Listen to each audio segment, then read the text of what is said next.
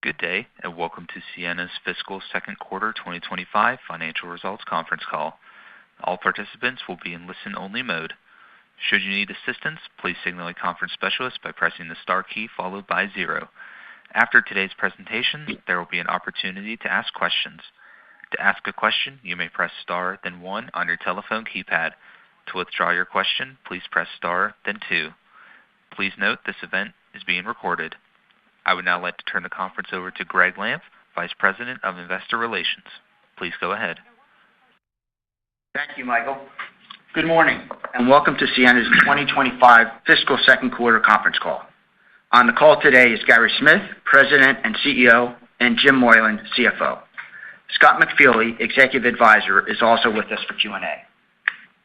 In addition to this call and the press release, we posted to the investor section of our website an accompanying investor presentation that reflects this discussion, as well as certain highlighted items from the quarter. Our comments today speak to our recent performance, our view on current market dynamics and drivers of our business, as well as a discussion of our financial outlook. Today's discussion includes certain adjusted or non-GAAP measures of Ciena's results of operations. A reconciliation of these non-GAAP measures to our GAAP results is included in today's press release. Before turning the call over to Gary, I'll remind you that during this call we'll be making certain forward-looking statements. Such statements, including our guidance, commentary on market dynamics, and discussion of our opportunities and strategy, are based on current expectations, forecasts, and assumptions regarding the company and its markets, which include risks and uncertainties that could cause actual results to differ materially from the statements discussed today. Assumptions relating to our outlook, whether mentioned on this call or included in the investor presentation that we'll post shortly after, are an important part of such forward-looking statements, and we encourage you to consider them. Our forward-looking statements should also be viewed in the context of the risk factors detailed in our most recent 10-K and 10-Q, which we expect to file with the SEC by June 12th. Ciena assumes no obligation to update the information discussed in this conference call, whether as a result of new information, future events, or otherwise. As always, we'll allow for as much Q&A as possible today, though ask that you limit yourselves to one question and follow-up. With that, I'll turn the call over to Gary. Thanks, Greg. And today, we delivered strong fiscal second quarter results, including revenue of $1.13 billion, which is at the high end of our guidance and demonstrates the strength both of our strategy and our execution. This performance reflects continued strong demand across all customer segments, geographic regions, and our diversified portfolio. Notably, revenue from cloud providers stood out as a key driver in Q2. Specifically, we achieved record direct cloud provider revenue in Q2 that comprised 38% of total revenue, growing 85% year over year and reaching more than $400 million in a single quarter for the first time. Really highlighting the accelerating investments in AI infrastructure and our leadership in addressing this demand.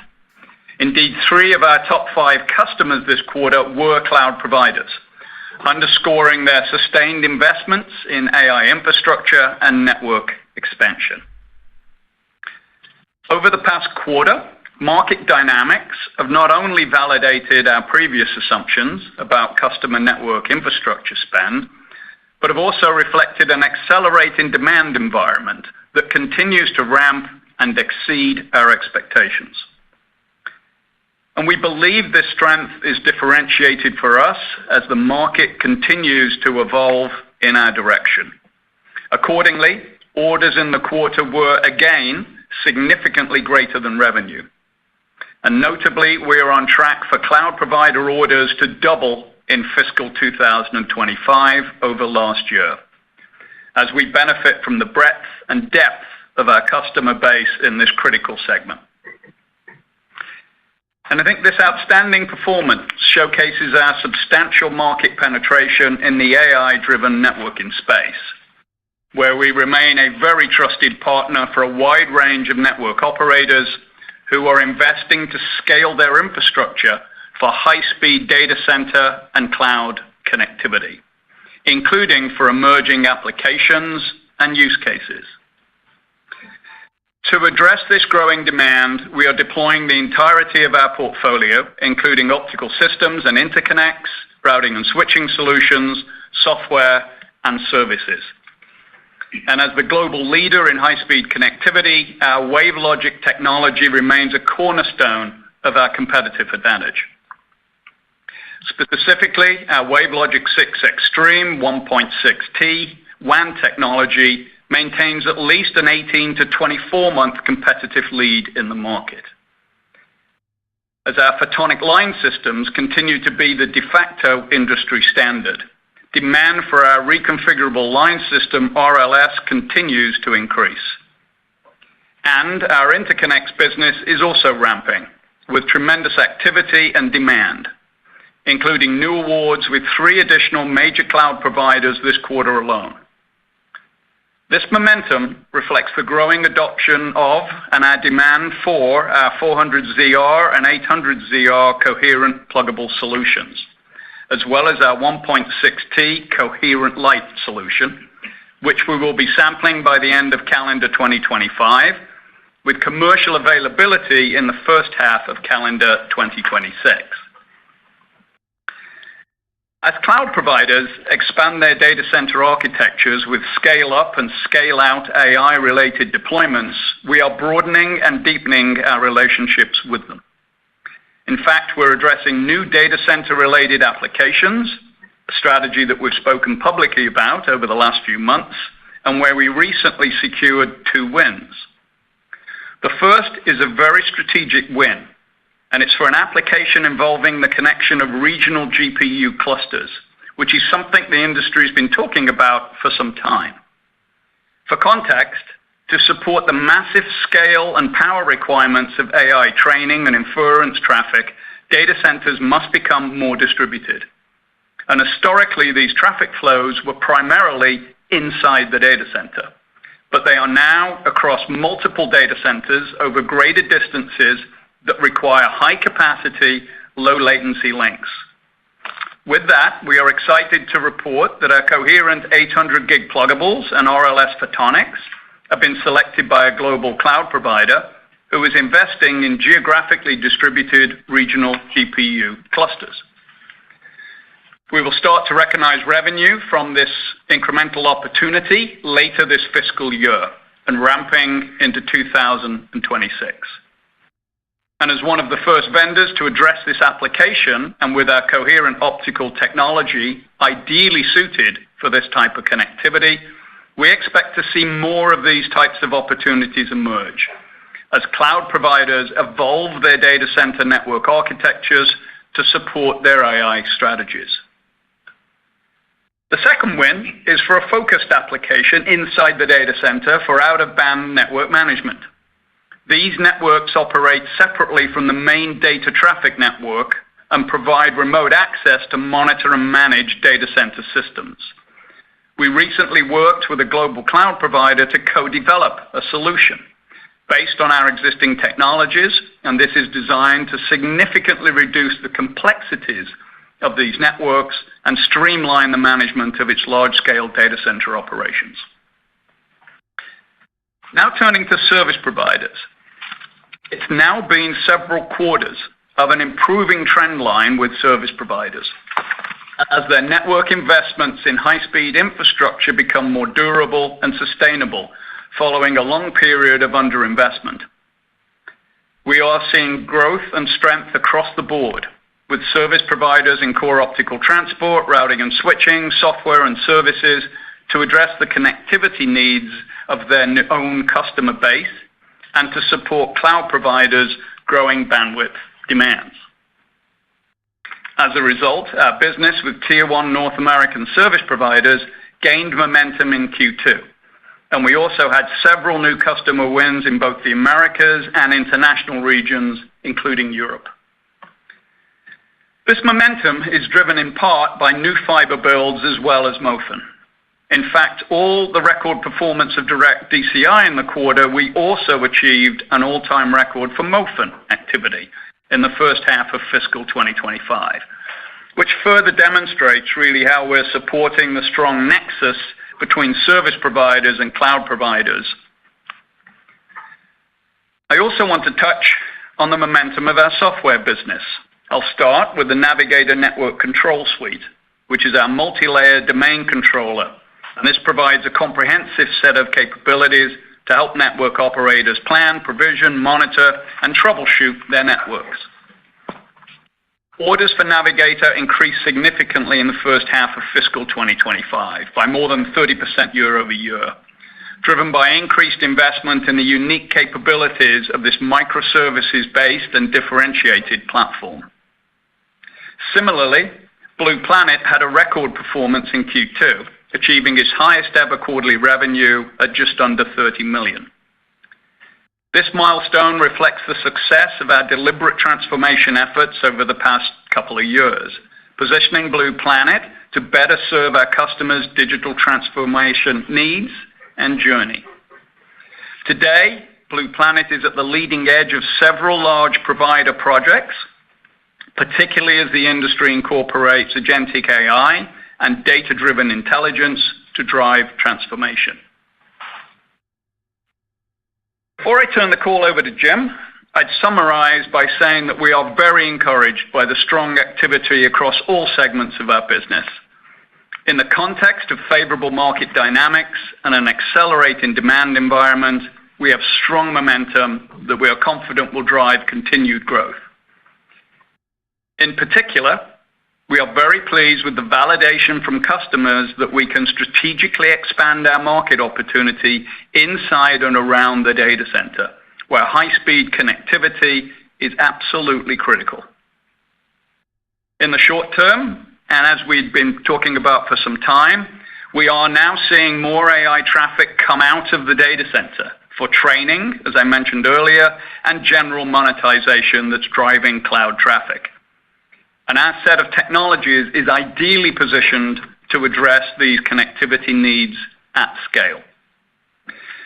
With that, Jim, can you please provide us with updates on our financial performance in Q2, as well as our outlook? Thank you, Gary. Good morning, everyone. As Gary noted, we delivered strong fiscal second quarter results. Total revenue in Q2 was $1.13 billion. This included two 10% plus customers, one cloud provider and one service provider. Adjusted gross margin was 41%, in line with our guidance, driven by product mix and, to a lesser extent, the cost of tariffs. During the quarter, we navigated a new and, in the early days, a rapidly changing U.S. tariff environment. We responded in real time with mitigation strategies to minimize the impact both on our customers and our P&L. However, as a result of the dynamic conditions, as well as the need to adjust our billing systems and our customers' systems, we absorbed a net impact to our bottom line in the mid-single-digit millions of dollars in the quarter. Adjusted operating expense in Q2 was $369 million. This was higher than expected, driven entirely by higher incentive compensation associated with very strong order performance in the quarter and our overall financial performance in the first half of the year, both trends which are expected to continue. Absent this higher incentive comp, OpEx is on our plan and our guide.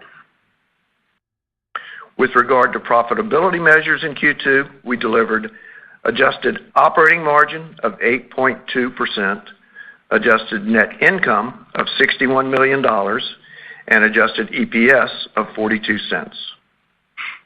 In addition, we generated $157 million in cash from operations.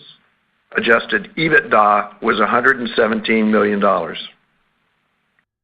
Finally, we ended the quarter with approximately $1.35 billion in cash and investments. During the quarter, we repurchased approximately 1.2 million shares for $84 million. We are on track for the repurchase of approximately $330 million total in this fiscal year. Some additional highlights from the quarter. We had an excellent quarter in optical. As Gary mentioned, our WaveLogic technology remains a strong competitive advantage. We added 24 new WaveLogic 6 Extreme customers in Q2, bringing the total to 49 within just 2 quarters of general availability. WaveLogic 5 Extreme and Nano also performed well, with continued adoption among cloud customers and service providers. We added 10 new WaveLogic 5 Extreme customers in Q2 for a total of 344 customers overall. WaveLogic 5 Nano pluggables continued ramping, now shipping to 178 customers, including both cloud providers and service providers. Overall, our momentum with coherent pluggable optics was strong in Q2, and we remain on target to double our year-over-year revenue to at least $150 million in fiscal 2025. Pluggables are proving to be a great complement to our optical systems business. I also want to highlight the performance of our routing and switching business. This is being driven by AI momentum and an improving service provider environment. In Q2, we secured a significant win with a Tier 1 service provider in India, where we displaced a major competitor in the access domain. We also added 8 new broadband customers in Q2. Additionally, we introduced the first 800 gig router to our coherent routing portfolio, and we expanded our flagship Wave router family with WaveLogic 6 Extreme capabilities, making it the industry's first generally available 1.6 terabit coherent router. All of this performance confirms that we have the right portfolio with best-in-class technology for our customers, who demand the highest performing connectivity for today's dynamic demand environment. With that, let's turn to guidance. Given recent developments, it appears that the tariff environment will continue to be dynamic. For purposes of our guidance, however, we are assuming that the current tariff structure does not change. Under this current tariff structure, we expect the total cost of tariffs to be approximately $10 million per quarter. We expect to mitigate most of the quarterly impact as compared to Q2. Therefore, we believe the net effect to our bottom line in future quarters will be immaterial. So, for the fiscal third quarter, we expect to deliver revenue in a range of $1.13 to $1.21 billion. We expect Q3 adjusted gross margin to be roughly in line with Q2. And we expect adjusted operating expense to be approximately $370 to $375 million. Again, this includes higher incentive comp. Base OpEx is on our plan and on our guide. While the geopolitical environment has fluctuated quite a bit during the past few months, strong demand dynamics continue to drive momentum in our business. As a result, we have increased visibility and are in a position to update all 3 elements of our annual guide. We now expect to deliver revenue growth of approximately 14% for fiscal 2025. At the same time, given the mix of products, including a higher proportion of newly introduced solutions and the RLS, all of which are still ramping, we expect annual gross margins at the lower end of our previously assumed range of 42 to 44% for fiscal 25. And with respect to OpEx, we expect to be on plan and guide for our base OpEx for the fiscal year. However, given our strong financial performance, particularly on orders and revenue, we expect an increase in incentive compensation of approximately $10 million per quarter. With that, we now expect operating expense to average $360 to $370 million per quarter for the year. Michael, we'll now take questions from the sell-side analysts. Michael, before we do that, I'd just like to take a moment to acknowledge and recognize Jim's upcoming retirement, given today will be his last earnings call with us all. And as you know, for the past 18 years and an incredible 70 earnings calls, Jim has been an incredible partner and member of our executive team with a lengthy list of significant contributions to the growth and the performance of our business. We will certainly miss Jim's leadership and his wealth of knowledge, but importantly as well, and I think I speak for all of you who know him on the call as well, we'll miss his wit, his warmth, and his humor that makes working with him such a joy. So while we'll be sad to see him go later this summer, we all wish him the very best in his well-deserved retirement. Jim. Thank you, Gary. With that, we really will open up for calls from the sell-side analysts, please. Thank you, Michael. Certainly. We will now begin the question and answer session.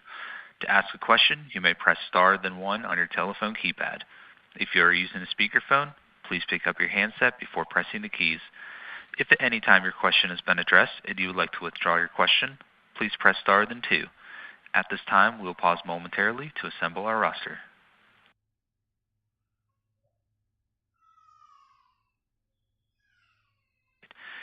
And the first question comes from Samik Chatterjee with J.P. Morgan. Please go ahead. Hi. Thank you. Thanks for taking my question.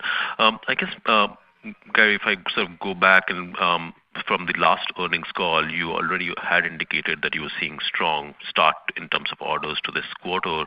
But when I listened to the commentary this morning, it just sounds more like you've seen probably more acceleration through the quarter with the cloud customers. But just maybe if you can talk about the linearity of the orders with the cloud through the quarter, because overall it sounded more sort of optimistic than what we heard from you 90 days ago. And in terms of visibility, how do you think about visibility beyond FY25?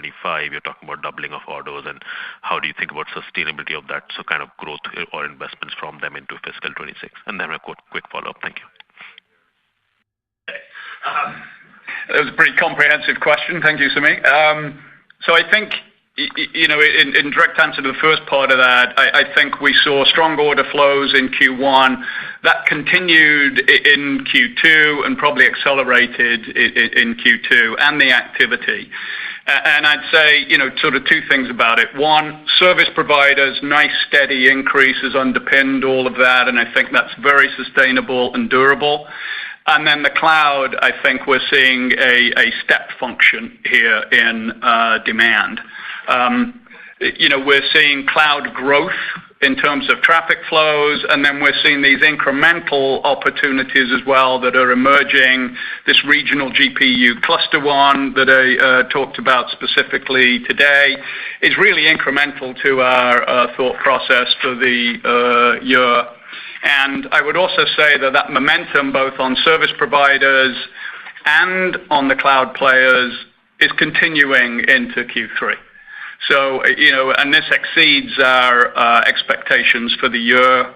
I think, given this notion around traffic coming out of the data center to both do training and for monetization, we are beginning to see that for sure, in addition to these other applications. So, I think at this stage, obviously it's early to predict, next year and the 3-year piece. I think it's reasonable to assume that given the step function in demand, I think we will revise the 3-year guidance when we get to the end of this year. Obviously not appropriate to do that now. But I think what's behind your question there, Samik, is this a long-term trend? And I think the answer to that is absolutely yes. Got it.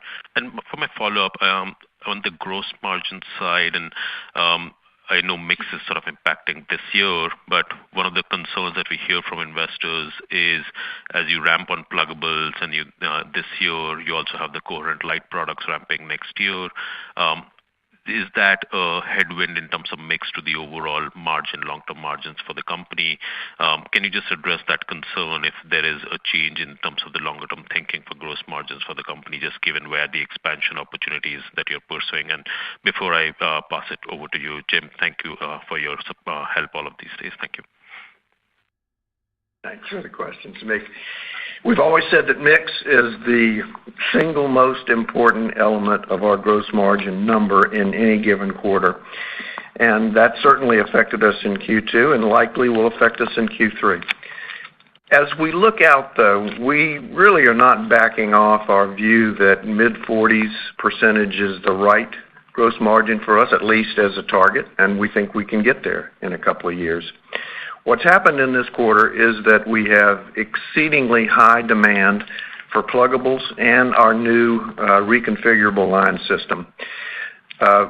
Both of those are at lower than corporate average margins for slightly different reasons. The RLS, the reconfigurable line system, has always been based on a razor blade type pricing model, and so when we sell a lot of RLS without a lot of capacity adds, we are going to enjoy lower margins than our mid-40s. That's just a fact. It's becoming the industry standard. It's a good thing for future margins because we will sell the capacity, at least most of the capacity, to go into those line systems. So that, by its very nature, will improve over time. On the pluggable side, what I'd say there is that we are in the very early stage of ramping our pluggables business. It's going to be, we said at least $150 million this year. We're 20% of the market. It's going to grow. That share is going to grow. And our cost points are not as good as we'd like them to be. Those cost points will decline over time and our margins will improve. We're also going to introduce the next generation of plugs, the 800 gig plug, and 800 ZR, ZR Plus. All of that generation will come out, and those should be higher performance and better gross margin. So there is a path to getting to gross margins. It's not going to happen in Q3, and I think it will definitely start to happen in next year. The other dimension on mix is WaveLogic 6 Extreme, part of our system business. Gary talked about the momentum that we had in that in his prepared remarks. That's in the early stages of ramp as well, so it has the same dynamic as the pluggables. Lots of levers to pull on, operational supply chain efficiencies and design cost reduction that you do over the life cycle of a product, and that will naturally lift the margins in those parts of the portfolio. The other thing I would just add to all of that is, Samik, given what we're seeing around the dynamics of demand and how sustainable that is, given what Jim and Scott have talked around the gross margin mix, being a bit of a headwind in the short term for us, we're confident we'll get through that. We've done that before. That makes us even more confident in our operating margin targets, for getting into those mid-teens as we get to 27. And I think we'll see, continued improvement both in the second half of this year and also in 26 on the journey. Great. Thank you. Thanks for all the color. And your next question comes from Simon Leopold with Raymond James. Please go ahead. Thanks for taking the question. And Jim, thank you as well for all the service. And certainly appreciate getting a full year's heads up on your retirement. So a nice glide path without a shock to the system. So grateful for that as well. So I wanted to see if maybe we could unpack the top customers a bit, in that you mentioned 3 of the 5 were cloud, and the 2 10% customers, one being service provider, 1 cloud. I guess what I'm trying to get a better sense of is, what were the more specific percentage contributions from the 2 over 10%, and how much of overall revenue is coming from the top 5 customers in the quarter? Thank you.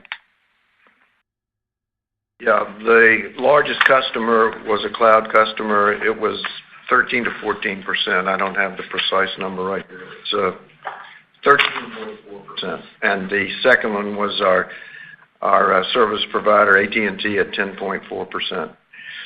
The top five, I'd have to quickly calculate, but I'll do that and get back to you, Simon. Okay, and then just I'll ask the follow-up while you're looking at those numbers. In terms of some of the trends from these cloud customers, so comfortable that visibility's improved. It sounds like a good trend. I know we're not ready to provide guidance for fiscal 26, but I guess folks are trying to look for what's sort of the sustainability of this. Do you get a better sense that you'll see a broadening base of contributions from cloud, both direct and indirect, that it should continue to grow next year? How should we think about the longer-term trend beyond the end of fiscal 25?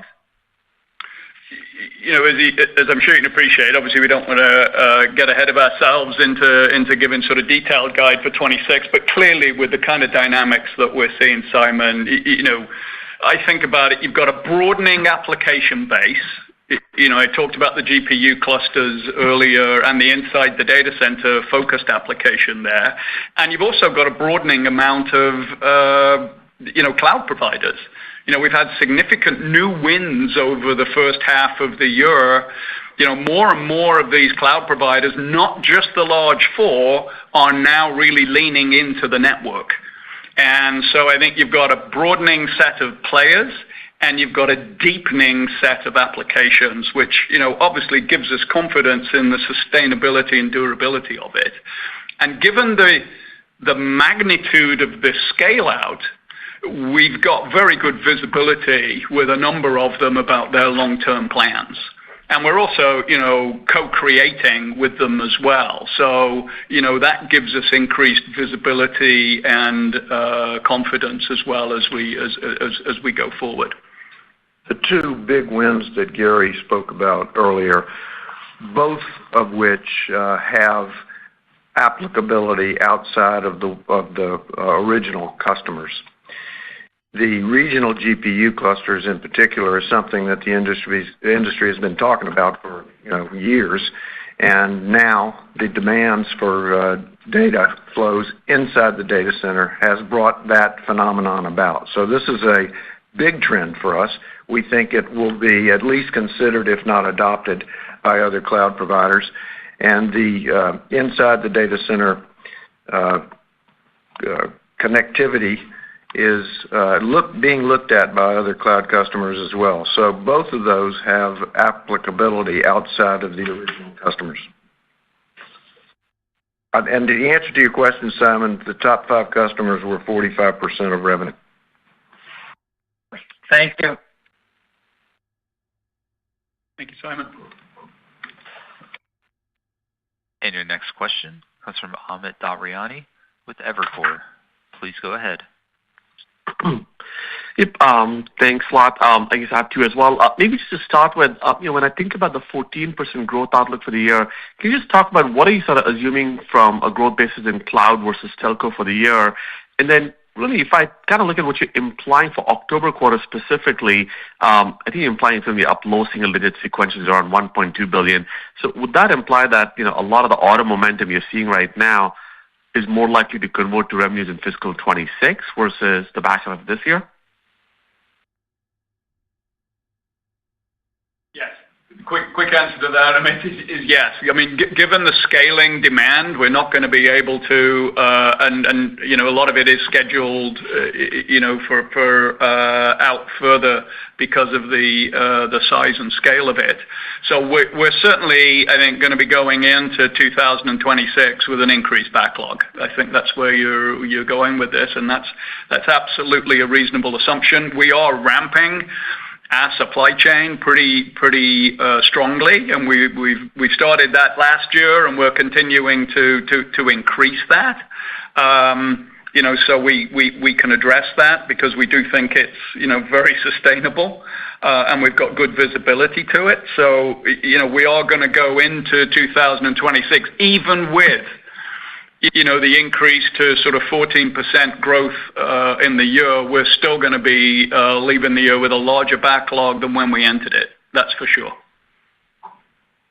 super helpful. And then, if you could spend a little bit of time on this, the pluggable opportunity, and you talked about you deploying your pluggable optics with one of these distributed GPU clusters. Can you just talk about what distance are these pluggables being used for right now? And if I think longer term, beyond the 150 million number you talked about, how big do you think this market can be, and where do you think your market share could eventually get in that space? Thank you. Okay, let me take the second part of that, and then I'll pass Scott to give you some more on the sort of architectural side. I would say that we've been engaged with multiple players over this kind of architecture where because of power and space constraints, they cannot get all of the GPUs in a single data center. So this is the first one that we've seen, and we believe one of the first deployments like that. And it's just a couple of the regions, and it is hundreds of millions of dollars of both 800 gig pluggables and line system. So in terms of sizing, it's pretty material. And this is one player just beginning to roll this piece out. So this is a very sizable and substantial opportunity for us. Yeah, in terms of the overall pluggable piece, you need to differentiate sort of our pluggable participation in sort of the classic metro campus DCI, which is the 80 kilometers plus kind of domain, with this regional GPU clustering application that we're talking about. In the latter case, what we're really talking about here is a simple way to think about it is an express overlay network between GPU clusters that has massive capacity, reaches 100 to 150 kilometer type range. Requires resilience, latency, requires WDM, and is right in the sweet spot of coherent technologies. So it's what we've been talking about for a long time, which is as power becomes a bigger constraint, they need to distribute these GPU clusters. Capacity goes up. That's going to create more opportunities for coherent. And this is an instantiation of that. It's coming across as pluggable opportunities at 800 gig. And it's coming across as line systems, all incremental to the use cases that we've been pursuing in the past. Great, thank you very much, and best of luck, Jim. Thanks, Evan. And your next question comes from Ruben Roy with Stifel. Please go ahead. Thank you. Scott, you probably just answered this question, but just so I understand on the GPU cluster opportunity, it seems to me, from the prepared remarks and what you just said, that you're uniquely positioned, given that you have both the line systems and the pluggables, and that's part of this new architecture that some of the folks are thinking about. Is that the right way to think about it? Yeah, I think, over time, the opportunity we believe is big enough that there'll be multiple vendors at play. But, with our leadership in coherent and, as we said, RLS being sort of the de facto standard for line systems, we are certainly going to get our unfair share or the bulk of the early move on this piece. So we're quite excited about it. We've been working on it with the lead customer for some time around looking at the feasibility and super focused on delivering to it.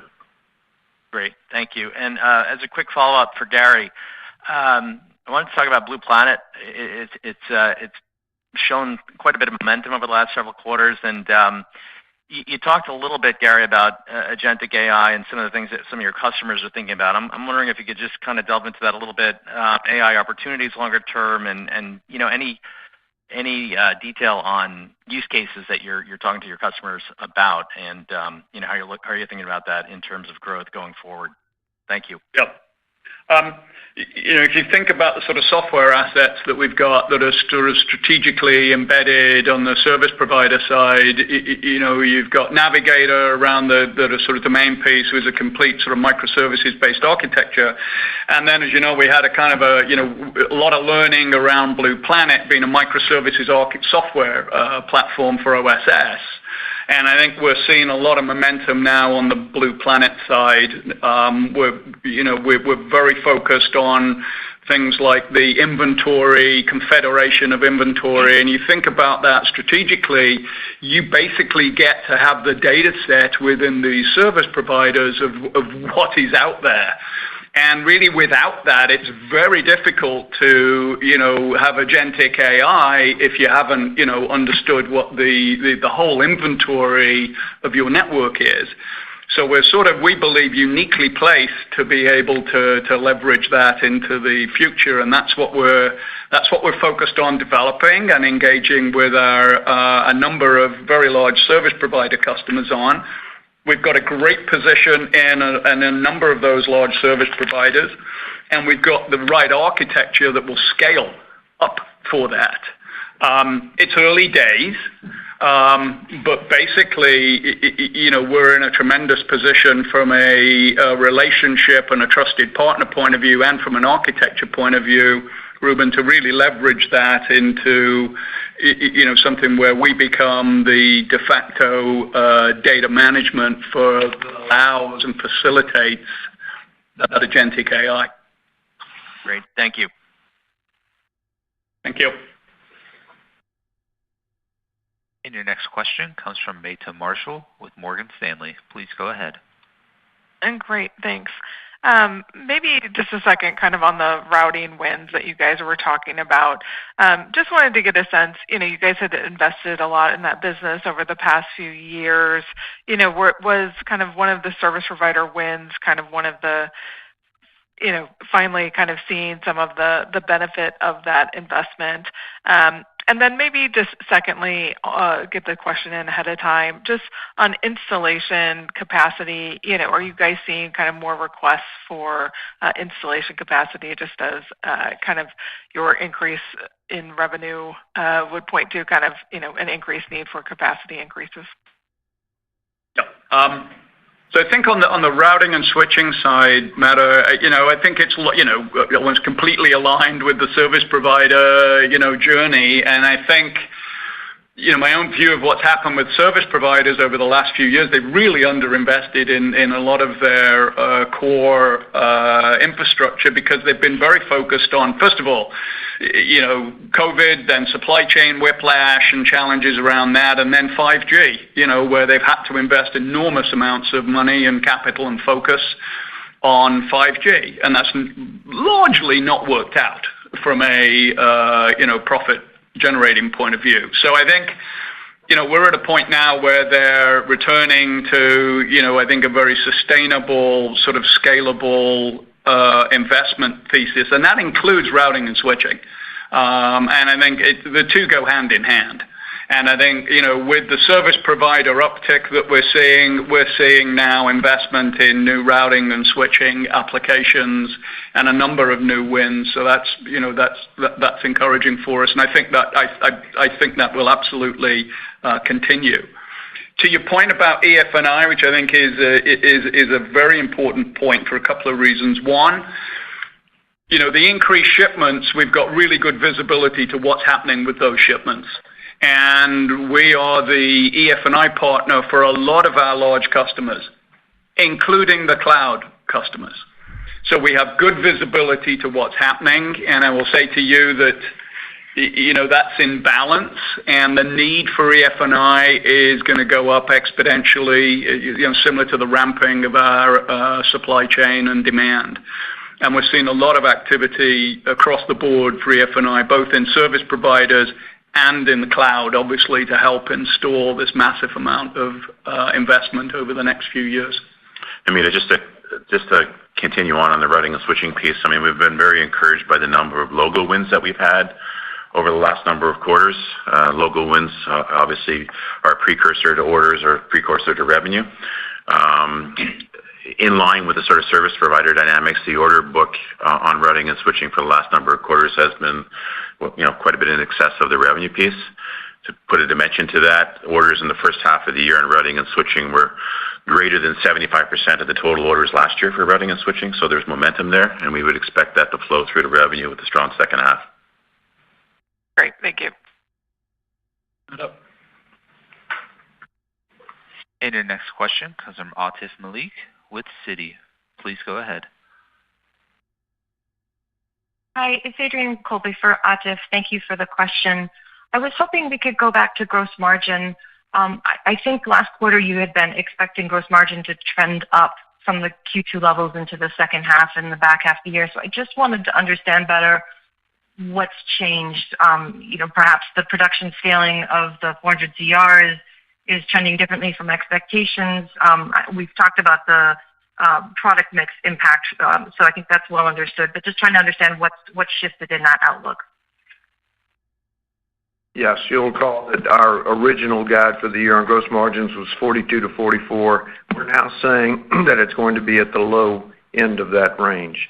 And it is essentially that demand for two products in particular have greatly exceeded our expectations, the RLS systems and our plugs.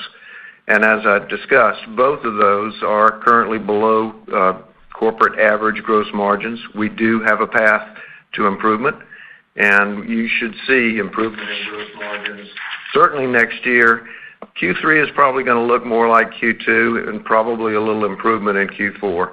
But again, as Gary said earlier, we're committed to improving those gross margins and to getting our operating margin back to the 15 to 16% level by the end of the 3-year period. Thank you for that clarification. And then I was just hoping we could talk about the MOFN opportunities, maybe talk a little bit more about your pipeline. I know you've said that this is one of your strongest quarters in terms of orders there. Interested if you're seeing some expansion beyond India. I know that's been an area where you've had significant traction. Yeah, we're seeing a lot of MOFN activity in India. It's not, it's not translated to a massive amount of revenues yet, but we've taken the orders and it will. We're seeing MOFN activity, throughout the globe. And I think it's just really, it goes hand in hand with the whole cloud build out. They can't build everywhere with their own network, and so it's augmented by these MOFN opportunities. We're seeing that in North America as well. There's been some, as you know, large announcements around some of the larger carriers partnering there, with Lumen and Zayo, etc. We're seeing that reflected in pretty much all parts of the globe. Asia, outside of India. We're beginning to see that in Europe. We're seeing activity, it's the largest amount of activity that we've seen, and it really just goes hand in hand with the overall strategic plans for these cloud providers.